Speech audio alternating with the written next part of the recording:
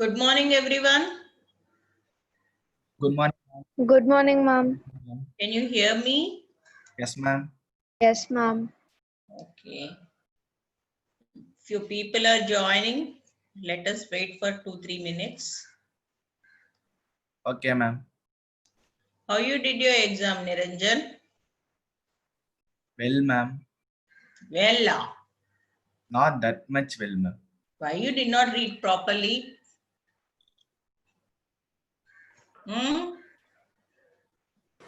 I have sent your papers. I think so you'll get by evening. I'm Okay. not happy with all your performance for the 50 marks exam. Nobody did answered the MCQs very well. Why so?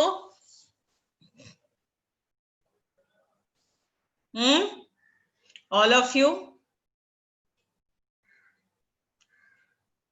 You're not reading your textbooks. You need to read your textbooks also. Then only you can answer your MCQs.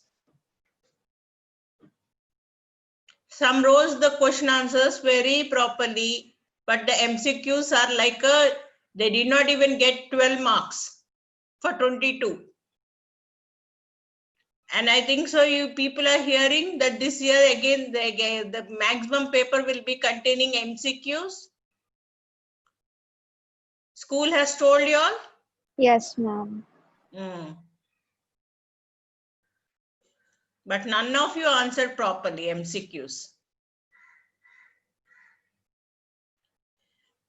Okay, first, before going into the topic, I'll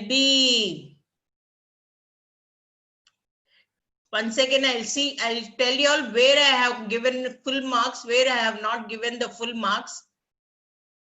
And also, I'll be sharing you all the MCQs bits for first chapter life process.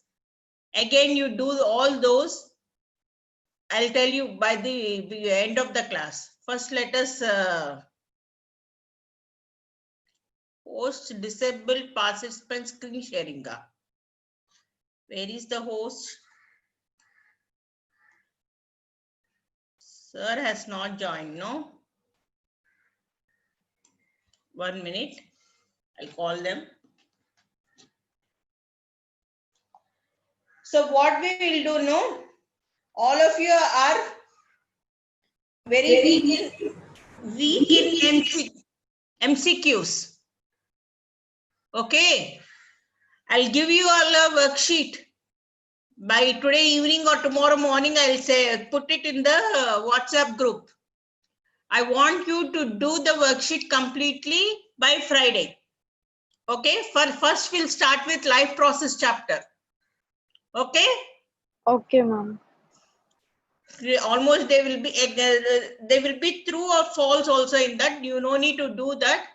Remaining fill in the blanks, assertion, reasoning, and also MCQs. All should be completed for live process. By tomorrow morning, I'll share you all that worksheet. We will discuss that one on Friday.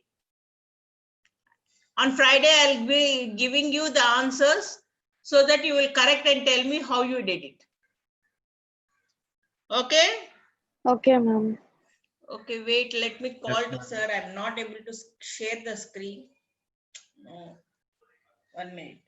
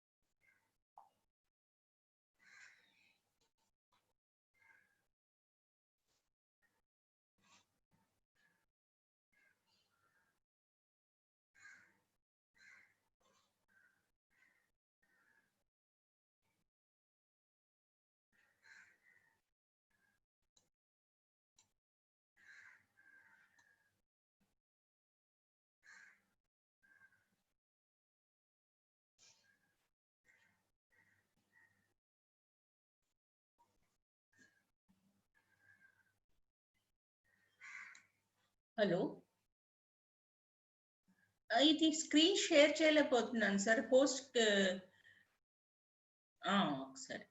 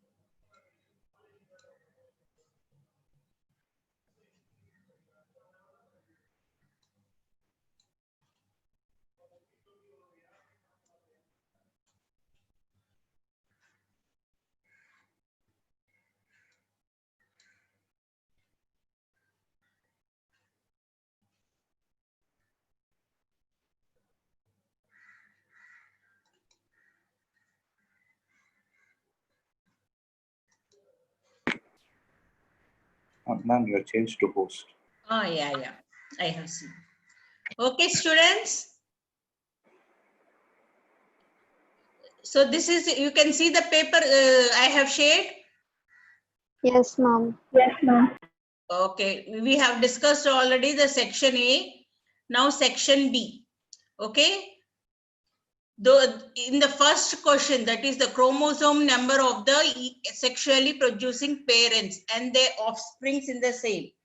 Some wrote well, some did not wrote well, but I have cut half mark for the people who did not wrote during cell division or during reproduction, not fertilization.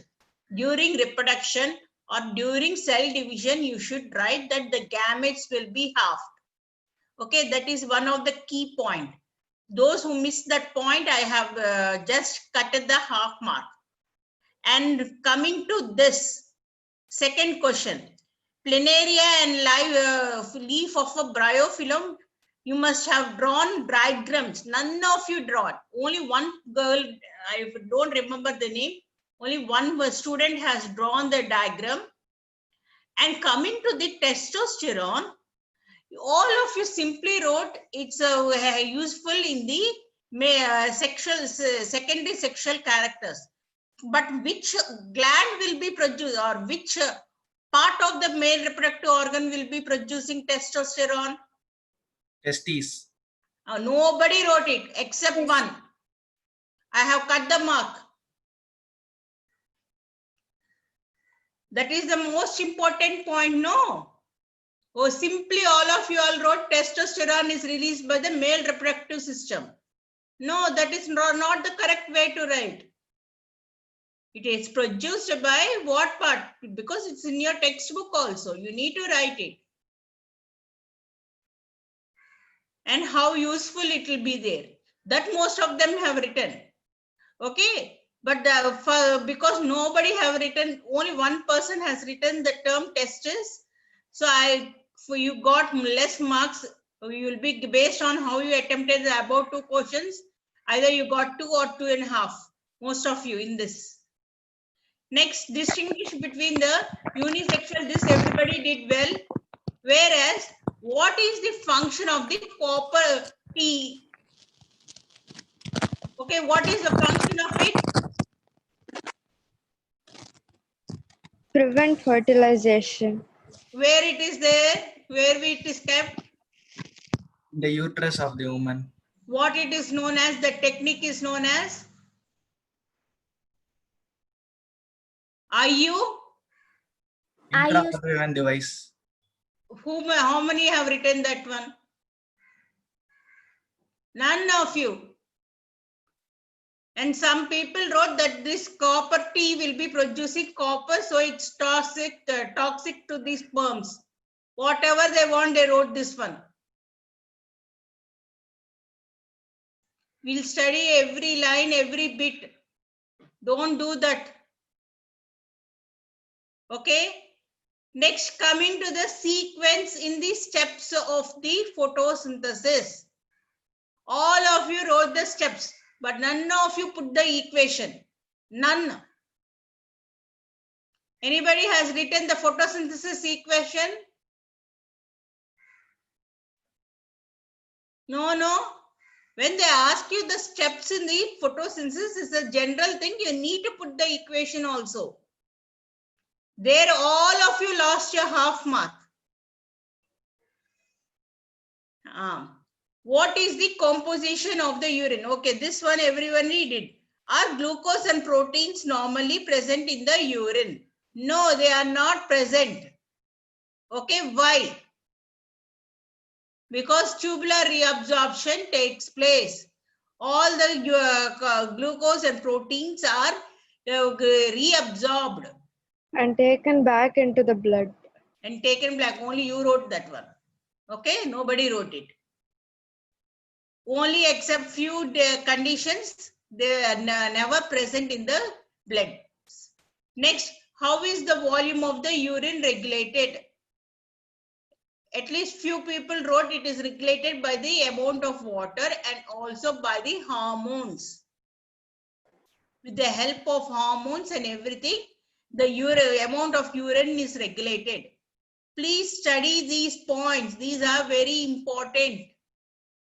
This last question, how the volume is regulated, nobody has written it. Ma'am, I have written only about the total volume of water. Yes, total volume only you wrote. Sandhya? No, ma'am, Hamsini. Hamsini and Sandhya. Both Yes, of ma'am, you. even I wrote ma'am. Sandhya and Hamsini wrote it. But nobody has written it. Next one, aerobic and anaerobic respiration. Few people explained and wrote it very well. Okay. Few people just gave me two equations. How many of you gave only equations? Ma'am, I gave equations. I gave you only 1 mark. Why? It's a 3 marks question, no? And equations are only two. I asked for yeast as well as lactobacillus. Means you should talk about the ethanol production as well as lactic acid production.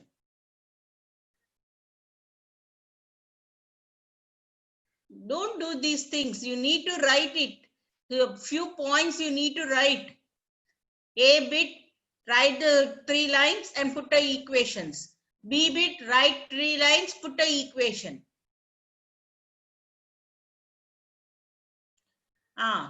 Coming to the first question. Describe the mechanism of a gaseous exchange in tissues and lungs. Except Sandhya, nobody wrote it properly. Sandhya, Yes, ma'am.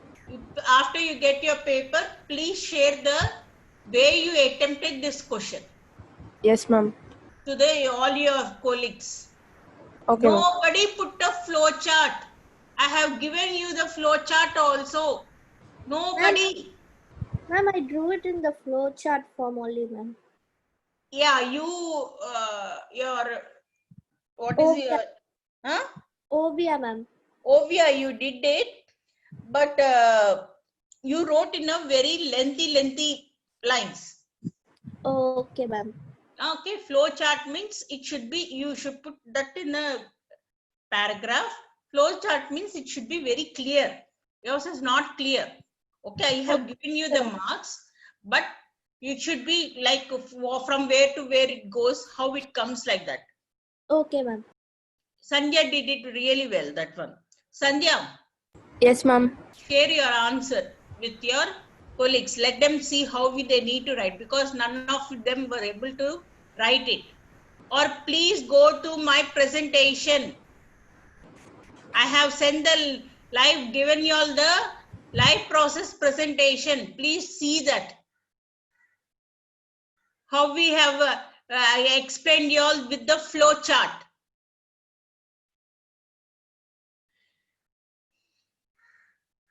Okay, second question, most of them then, because the B bit, I think so, I have not seen properly. Names of the male and female parts of a flower. Flower is missed. So most of them did not wrote, no problem. I have given the marks. So, but the first one in the 5 marks, all of you written has a 3 marks answer. There should be a flow chart. No need of a diagram. But a flow chart is compulsory for this. Hope you got how you do after going through your answer scripts. If you have anything, you can call, just WhatsApp me or WhatsApp me. Okay? Okay, ma'am. Okay, I'm still stopping the screen sharing. We'll go to the chapter.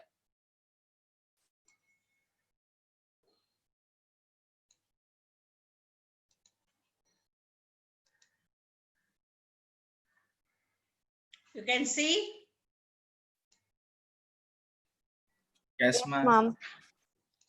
Please start writing your running notes. If you are not going to write the running notes, you cannot attempt properly. You cannot write it properly. I'm really not happy with your 50 marks question test papers. How you're getting in your school? Huh? They gave you all unit test marks. Yes, ma'am. How you got, all of you? Ma'am, I got 13 out of 14, ma'am. Okay, remaining? 12 out of 14, ma'am. Give all of you, give your mark. Ma'am, we don't have any unit test in our school, DAV. Okay, okay. Okay. Why you are losing? Where you lost your 1 mark and 2 marks? Ma'am, in one word only, ma'am. See, you need to prepare your MCQs very well. Okay, ma'am. I'll be giving all this worksheet. First, let us complete the worksheet so that you will improve your MCQs. Okay, ma'am. So now coming to the heredity and evolutions chapter, today we'll be talking about the laws of inheritance, or it's popularly called as Mendelian laws of inheritance. Have you heard about Mendel? Have you heard about him? No, ma'am. No, ma'am. Okay. So the father of the genetics or founder of genetics, or we sometimes they even call him as a heredity, father of heredity. Okay, father of genetics is Gregor Johann Mendel. Okay, what he is actually not a scientist or anything. Okay, he is a father in a church. He's a pastor in a church. Okay, but he is a biologist and a mathematician. They started to do, out of curiosity, he started to do experiments on the pea plants. Okay, and try to tell us, based on his observations, he has tried to give us the laws of invariance, and they are very popular and widely accepted laws. Okay, so previously also many people has carried on these experiments, but they were not able to put it in a mathematical way. Okay, because he has the ability to analyze his whatever or observations he got in a mathematical way. All these laws have been widely accepted and even renowned till now. So what on what plant he has conducted his experiments is, he has conducted in a pea plant, and the biological name for the pea plant is Pisum sativum. This is important 1 mark question. What is the biological name for the pea plant? Pisum sativum. Pisum Pisum sativum. sativum. And all his experiments are done between 1856 to 1863. Okay. So he is he is recognized as the father and founder of the genetics, and his full name is Gregor John Mendel. Okay, he is the person who put forward all the laws of inheritance. Okay, so this is a small introduction about Gregor John Mendel, and in your textbook we have a small paragraph regarding him in a box. You need to study that box properly. Sometimes we don't know this year how the questions will be. Never they have asked it, but let us also prepare for a 3 marks question based on him. Who is the, they tell the importance of Gregor John Mendel or whatever they ask, you need to write that paragraph completely. Okay. Okay, ma'am. Next Yes, ma'am. we'll see. So all of you know what is a pea plant? You know what are peas? You have seen this? Yes, ma'am. So the scientific name of it is Pisum sativum. Pisum sativum. Okay. So why pea plants were selected? Why the Mendel has chosen for his experiments the pea plants? Okay. Why is these pea plants can grow easily and be maintained? Okay. They naturally can be self-pollinated and also can be cross-pollinated. I'll tell you all what is, I'll show you what is self-pollinating and cross-pollinating. It is an annual plant. They are annual plant means only we can grow for 1 year. So therefore many generations can be studied during a short period of time. And it has many contrasting characters. So because it has many features, the Mendel has chosen pea plants for his experiments. So what are those? Again, I am repeating. First one, it can be easily grown and maintained. Second one, it can be naturally pollinated and also cross-pollinated. Next, it is an annual plant. Due to this, many generations can be studied. Means F1, F2, F3 generations, like that. Many generations can be studied in a short period of time, and it has many contrasting characters. Means where we can distinguish phenotypically. Okay, so because of all these characteristic features, the pea plants, that is Pisum sativum, were taken or selected by Mendel for his experiments. So this is again an important 3 marks question. That is why I'm trying to tell you all. Okay, very important 3 marks question. So what are the contrasting characters chosen by the Mendel for his experiments? He have chosen 7 contrasting characters. Okay, that is the flower color,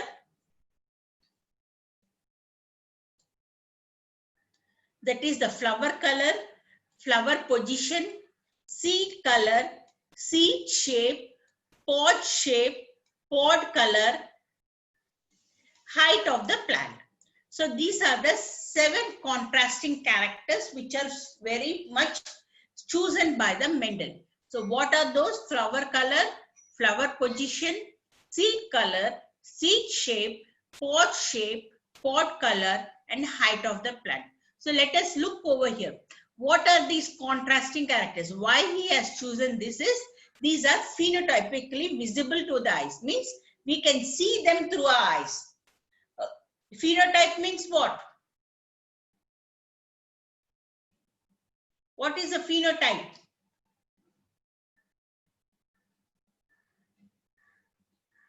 Other day I have told you all, what is a definition of phenotype? What is that? Ma'am, the observable characteristics of humans. Observable characteristics of humans.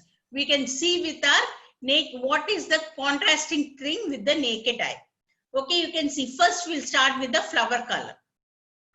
Okay, 1 minute. Yeah. It is my. Okay, coming to the flower color. Okay, so this pea plant produces two types of colors, two types of flowers. One is the violet color and one is the white one. Violet is a dominant trait, whereas the white flower is a recessive trait. Okay, violet color flowers are the dominant traits, whereas recessive are the white ones. Okay, next coming to the flower position. Coming to the flower position, here this is the one. Whether they are present in the axial or terminal. If they are present on the tip of the shoot, we call it as a terminal pods. If they are present in between, where there are nodes and everything is present in this manner, they are known as axial pods or axial. So axial is the dominant trait, whereas the tip, that is the terminal, is the recessive trait. Okay, next we finished with the flower position. Now coming to the seed color. So the seeds can be yellow or green. Yellow color is you can see here, the seeds can be yellow or green. Yellow color is the dominant trait, whereas the green is the recessive trait. Okay, next coming to the seed shape. The seeds can be round and wrinkled. Okay, round is the dominant trait, wrinkled is the recessive trait. Next coming to the pod shape, whether they are inflated or constricted. Inflated means they are very much full. You can see in the here, they are very much, if there is no wrinkles or in flat, they are very flat. Inflated means they are very flat. Okay, so this pod can be inflated or it can be constricted. Constricted means it will be like this. This between the seeds, if this is a pod, the seeds will be present like this inside the pod. All of you know that. Okay. So if the seeds are very big in size, usually how it will be, the pod will be like this. This is known as a constricted one. Whereas inflated means, usually the seeds will be very small in a inflated one. And the pod will be in this manner. There will be no constriction at all. So that is the difference between the inflated and constricted. So in case of this pod shape, inflated is a dominant trait, constricted is a recessive trait. Coming to the pod color, the pods can be yellow or green. So the pod's color can be yellow or green. Green is a dominant trait, yellow is the recessive trait. Coming to the height of the plant. The plant height can be tall up to 6 to 7 feet, or it can be short up to 3 to 4 to 1 feet itself. So long is the tallness is the dominant trait, dwarf or shortness is the recessive trait. So because of these contrasting, because this plant has so many contrasting characters, which we can phenotypically itself absorb it. So he has chosen this pea plant and he has chosen these 7 characters or traits to study in his experiments. So what are those? Please, all of you see the screen and repeat. And tell me what is dominant and what is recessive. Please repeat. All of you.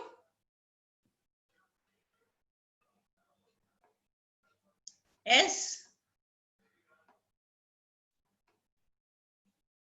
Ma'am, can I start? Yeah, all of you can start together, Okay. no problem. So the flower color, it can either be violet or white. So violet is the dominant trait and white is the recessive trait. Flower position, it can be either axial or terminal. Axial is where the flowers are present between the nodes and the internodes, and terminal is the place where the flowers are present in the tip. So Mm. axial is the dominant trait and terminal is the recessive trait. Seed color, it can either be yellow or green. So yellow is the dominant trait and green is the recessive trait. Seed shape, it can either be round or wrinkled. Round is the dominant trait and white is the recessive Wrinkled, trait. wrinkled. Okay, sorry, wrinkled. Wrinkled is the recessive trait. Then pot shape, it is either inflated or constricted. Inflated is the dominant trait and restricted is the recessive trait. Pot color, it can either be green or yellow. Green is the dominant trait and yellow is the recessive trait. Height of the plant, it can either be tall or dwarf or short. Tall is the dominant trait and dwarf or short is the recessive trait. Okay. So these are the different things. If they ask you in your textbook, it is only 2 or 3 characteristic features are given to you all. Hope, once you go through your textbook also. But if they ask you to write the contrasting characters or traits chosen by the Mendel, please write all the 7. For it usually comes as a 3 marks answer. Please write all the 7 and also write the dominant one and the recessive one. No need to draw any diagrams. For your understanding, I have shown you on this one. But you need to write which trait is a dominant trait, which trait is a recessive trait. Okay. So let us move on. So what are the experiments performed by this Mendel? So what he has done, we have already studied. He has begun his experiments by choosing the pea plants, which are because of their contrasting features. What type of pea plants he has chosen? He has chosen pure breed lines. Pure breed line means they are either homozygously dominant or homozygously recessive for continuous generations. Means either they will be producing only, let us see in form of a color, okay, flower color. Either they will be they have been producing only violet color for 3 or 4 generations, or they are producing only a white color flower for 3 or 4 generations. Such plants are known as pure breed lines. So he has, because they are either homozygously dominant or homozygously recessive only. They never in 3 or 4 generations, they were able to get purple color producing pea plants were not able to get any white flower, or white flower producing pea plants are not able to get any violet color flowers. So this, he has chosen what type? He has chosen the pure lines. So what he did is, he started to cross-pollinate them and later followed by a self-pollination. Okay. So this is called as cross-pollination. So how he did this cross-pollination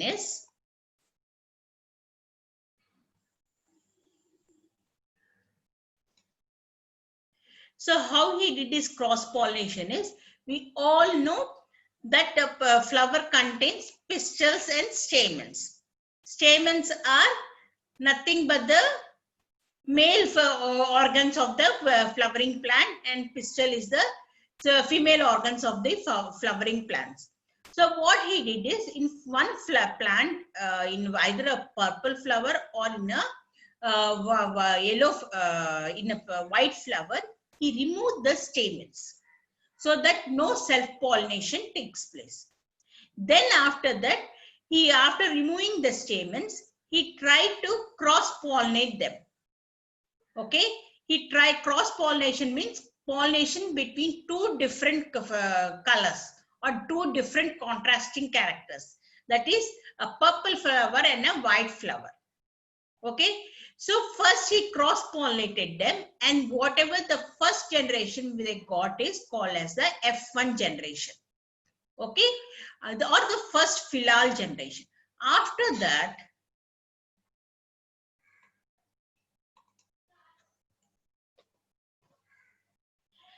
after he got the F1 generation, he tried to self-pollinate again he tried whatever the offsprings he got in F1 generation, he self-pollinated them. Means he from in the same flower itself he pollinated. He did not use anything. He self-pollinated them. He did not cross-pollinate. Only whatever the offsprings they got, he simply self-pollinated them. Okay. And whatever the offsprings he got, he called them as F2 regeneration. Okay. So after the first generation, he self-pollinated them. Okay. Means self-pollination means he did not from the same stamens, he put it into the pistil of the same flower. That is called as the self-pollination. Okay. He did not go for another flower. He from the purple, if he got a purple color flower offsprings in the first generation, he simply put the pollen grains from the stamens of the same flower to the pistil of the same flower. That is called as the self-pollination. So whatever the offsprings he got after the self-pollination, he called it as the F2 generation or the second filial generation. So what he observed is, after doing many experiments, he told what he observed is the traits which are absent in the F1 generation reappeared in the F2 generation. So what are his, after conducting the many experiments, what he found out is whatever the traits, means if we got which are absent, he was not able to observe it in the F1 generation, but they reappeared in the F2 generation, although he did only self-pollination. So based on this, he proposed the 3 laws which are very more prominent, and those are known as Mendelian laws of inheritance. So what are these 3 laws? Are law of dominance, laws of segregation, law of independent assortment. So what are these 3 laws? Laws of dominance, laws of segregation, and law of independent assortment. I hope you all understood till here. Yes, ma'am. All of you? Yes, ma'am. Yes, So ma'am. let us start with the law of dominance. So these are the most important 3 marks questions, because this year even the syllabus was reduced. You may get all this is a very 3 marks question. In your textbook, what it is simply they told the monohybrid cross and the dihybrid cross, and in between they gave only the law. It follows the law of dominance and law of segregation. Okay, but in your test questions, in the previous year questions, many of the times you were being asked to tell about the law of dominance and law of segregation. Okay, if they ask you to tell you the law of dominance, you need to write the definition of law of dominance and explain it with the monohybrid cross. Okay, you need to talk about the law of dominance and explain it with the monohybrid cross. I'll explain you all what is the law of dominance now first. So what is the law of dominance is when parents with pure contrasting characters are crossed together, only form of traits appear in the next generation. One form of trait appear in the next generation. The hybrid offspring will be exhibiting only the dominant trait in their phenotype. Okay. So when what is the law of dominance is when the parents with 2 pure contrasting characters are crossed together, only one form of a trait appears in the next generation. That too, only the dominant trait will be appearing in the next generation. Suppose here I have given you the example of the example of the color of the fruit. Okay. So here you don't write this, you can put even the tall as the example. Okay. So here the phenotype, always in the first generation, you will be having only red color. Okay. It can be homozygous or it can be This is a homozygous condition, or it can be a heterozygous. Only in the F1 generation, the dominant trait, that is the red color, only will be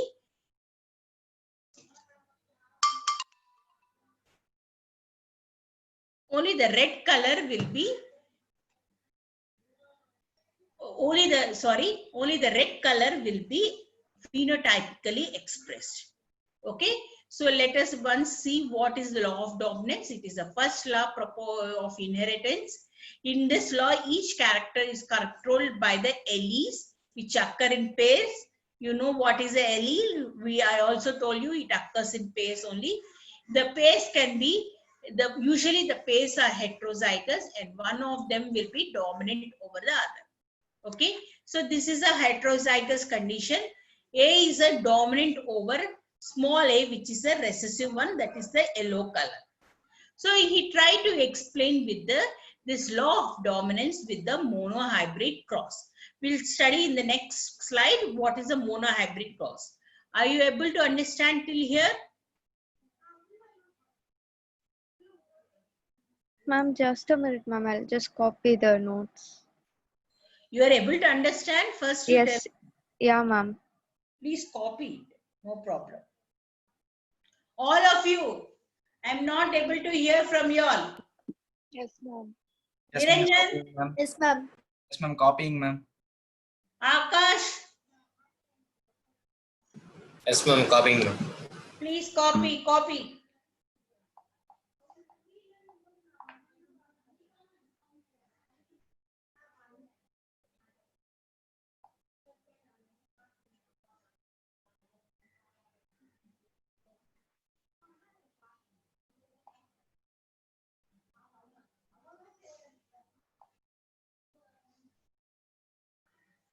Done?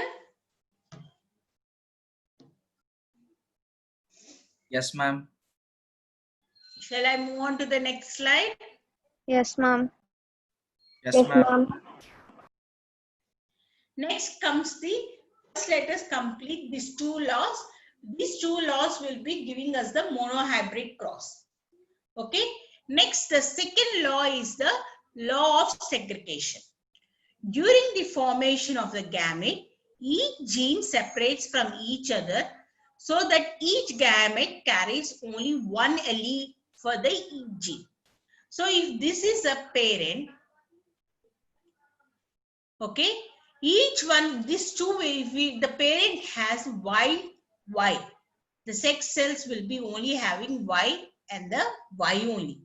Okay, the gametes only will be complete, and each gamete, this one allele will be expressed in a same way. Means law of the segregation is the second law.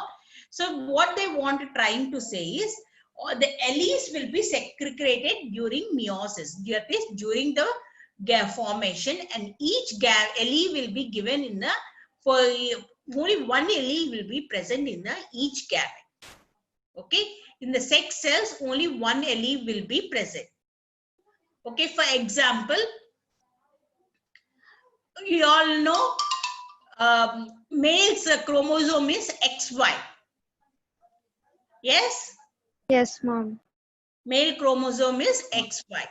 So usually the gametes will be having XY, where the sex cells will be having X separately, Y separately. Means there will be a segregation taking place during the meiosis, so that they can combine properly, or recombination can take place properly. Okay, so this is known as law of segregation, where the gametes will be carrying only one allele for each gene. Okay, hope you understood. Yes, you understood. Yes, ma'am. You are Yes, copying ma'am. me? Yes, ma'am. Finish copying, ma'am. So what it is, how they ask you in the questions is, either they ask you law of dominance or they ask you law of segregation. Okay, not together. Okay, usually it comes as a 3 marks question only. So law of segregation, if they ask you, or law of dominance they ask you, you write the definition, write a small 2 or 3 lines about that law, whether it is a first law, whether it is a second law, and how you need to write is to explain this law. Mendel has proposed monohybrid cross, and you should talk about the monohybrid cross. You understood how you need to write your question? Answer? Yes, ma'am. Yes? Yes, ma'am. Ma'am. So, to explain these two laws, Mendel has given us a monohybrid cross. So, what is a monohybrid cross? Monohybrid cross is the cross between two plants with one pair of contrasting characters is called as the monohybrid cross. So, what to explain the law of dominance as well as law of segregation, he explained with the help of a monohybrid cross. And what is a monohybrid cross is a cross between two pure breeding pea plants with one pair of contrasting characters is called as a monohybrid cross. Example are, let us take here the example, tall and the short as the contrasting characters. Please, you should write in these points as I have given you. Okay? If you write in this manner, you will get the complete marks. And also, always when they ask you monohybrid or dihybrid, you need to compulsory, whether it's a 3 marks question or whether it's a 5 marks question, you need to compulsory put the cross. You should not stop with writing. You need to put the cross and show it in a sigmatic way. Okay? So let us see what he did. So Mendel has taken two pure plants. One is a homozygous tall plant and one is a homozygous recessive. So tall is a homozygous dominant. This dwarf or shortness is the homozygous recessive plant. 1 minute, I'll take a pen pointer. So the tall plant is a homozygous tall plant. One parent is homozygous tall, one parent is homozygous short. He put the cross. So these are the gametes. One will be getting completely T and one will be getting completely small t. So he cross-pollinated this, and what he got in a F1 generation is all tall plants. Okay, he got all tall plants he got in this F1 generation. So phenotypically they are all tall, but genotypically they are all heterozygous tall, not homozygous. They are heterozygous tall. Okay, so these plants he tried to self-pollinate them. Okay, now he self-pollinated whatever the offsprings he got. So TT again he self-pollinated with capital T and small t. So these are the gametes, because this explains the law of segregation. That is, here this one explains the law of dominance, whereas now this explains the law of segregation. So when we break them or when we segregate them, we get capital T and small t, capital T and small t. So when he self-pollinated in the F2 generation, he got 3 tall plants and 1 dwarf plant. Okay, he got 3 tall plants and 1 dwarf plant in a ratio of 3:1. So this is the phenotypic ratio which we can see with our visual eyes. Whereas genotypically, only 1 plant is a homozygous tall plant. 2 are heterozygous tall plants and 1 is homozygous recessive plant. So the ratio genotypically is 1:2:1. Okay, so the ratio is 1:2:1 genotypically, whereas phenotypically the ratio is 3:1. So you can see how we need to put across. Simply, it's very easy. So first tall, we need to put across in this manner. first one with the first let us put the cross or from here to here. Again, second one, you can put it from here to here. Again, you can put this one from here to here. Again, this one from here to here. So each gamete will be cross-pollinated with the other gametes twice. That is how we'll put the cross. Okay, hope you understood it. Again, I am repeating. So how the monohybrid cross was put it. First, he took a pure breeding parents which are homozygously tall and homozygously recessive. He cross-pollinated them, and in F1 generation, he got all the tall parents. Means they are heterozygously tall. So after that, he self-pollinated all the F1 gen offsprings, and he was able to get 3 tall plants and 1 dwarf plant. Means phenotypically they are 3:1 ratio. But when we study the genotype of the genes, 1 is homozygously dominant, 2 are heterozygously dominant, and 1 is homozygously recessive in a ratio of 1:2:1. So so you need to put this diagram properly. Here in the diagram, a small error is there. 1 minute, let me show you the error.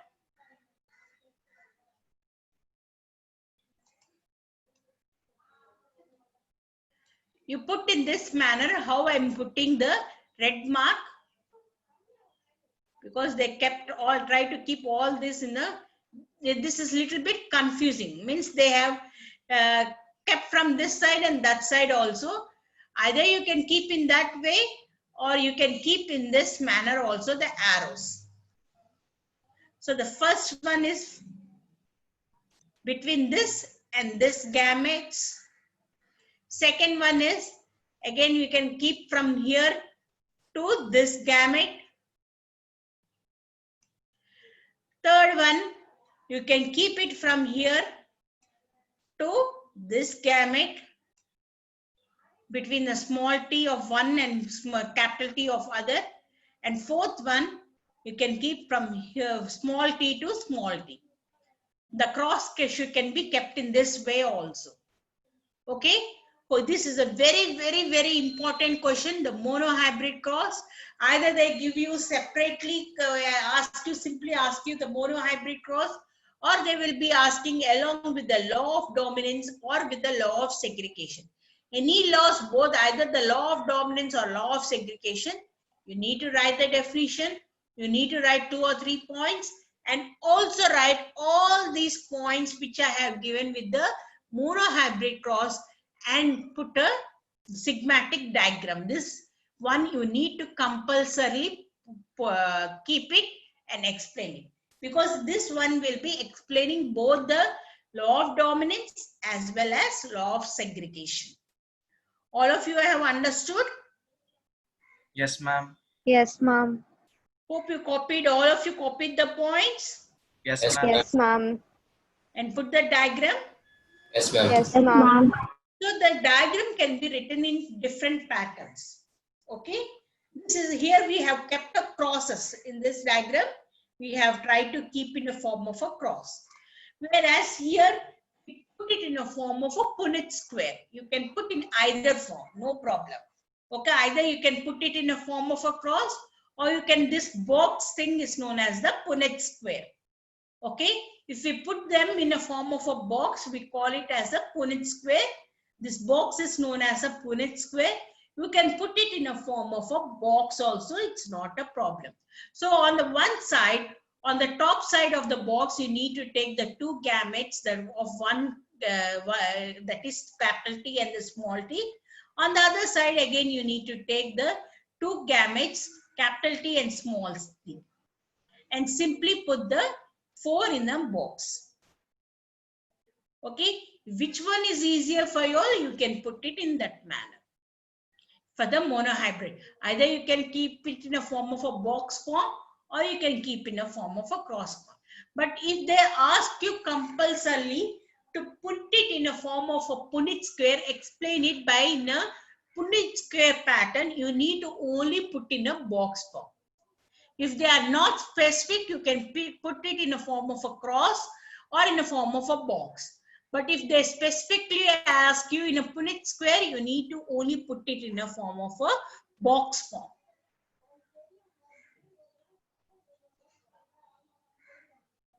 You are copying it, all of you? Yes, ma'am. Yes, ma'am. So in your textbook, the cross is there, but in the older versions, whereas in the new versions, even the box was given. I don't know what version you people are having. Both are in older version of your textbook, cross is there, whereas in the new version, box also, that is the Punnett square also was present.